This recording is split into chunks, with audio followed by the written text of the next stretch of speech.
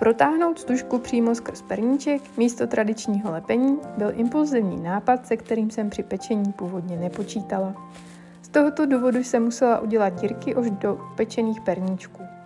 Pokud také pečete do té kraslice z těsta na hned měkké perníčky, určitě nevytvářejte dírky dříve jak 5 dní po upečení. Kraslice jsou velmi křehké a mohly by se vám v ruce snadno rozlomit. Při vytváření dírek se snažte, aby byly rovnoměrně umístěné, jinak bude stužka po protažení nakřivo.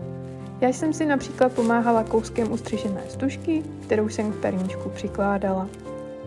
Dírky jsou vyvrtané pomocí ostré špejle opatrným krouživým pohybem a na jedno vajíčko budete potřebovat celkem 4. Jednu z každého konce a 2 nebezpečně blízko u sebe ve středu vajíčka. Stužku samozřejmě můžete protáhnout vajíčkem před zdobením, záleží na vás, jestli vám bude delší konec stužky překážet při další práci. Pokud budete zdobit bez stužky, označte si nejdříve šířku prostoru, který musíte mezi linkami vynechat, aby se tam stužka později vešla. Zdobení rovných linek přes zaoblené vajíčko je trochu výzva, kterou si ale můžete usnadnit zdobením lidek od středu kraslice. Krajkový vzor je symetrický po obou stranách stužky a každá strana krajky se skládá ze 2 rovných linek. Na druhou linku poté navazují malé obloučky, uzavřené řadou větších obloučků. Následně krajkový okraj tvoří skupina 2 půlobloučků a jednoho celého, které jsou nazdobené vždy přes 2 obloučky z předchozí řady.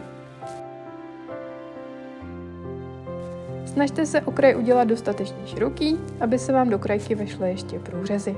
Každá krajková skupinka totiž obsahuje 3 malé kapkové průstřihy a mezi každou skupinkou je ještě jedno kapkové očko.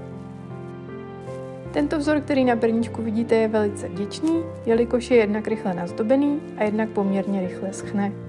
Kontury tedy můžete nechat například jen hodinu zaschnout a pustit se do vyplňování krajkové plochy. Na krajkovou plochu budete potřebovat pouze rozředěnou polevu a štěteček. Nicméně v případě vypouklých perníčků raději ale zvolte hustší variantu, aby vám poleva z kontur nevytekla.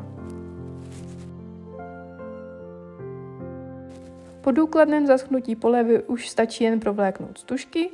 Stužku raději ustřihněte trošku delší, jelikož budete potřebovat kousek na přichycení uvnitř vajíčka a kousek na zavázání mašličky.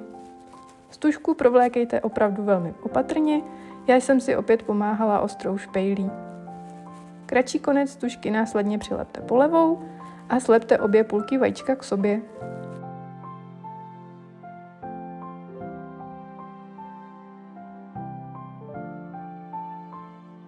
Zkuste odolat pokušení a nechte slepené vajíčko pořádně zaschnout, než se pustíte do zavazování mašličky.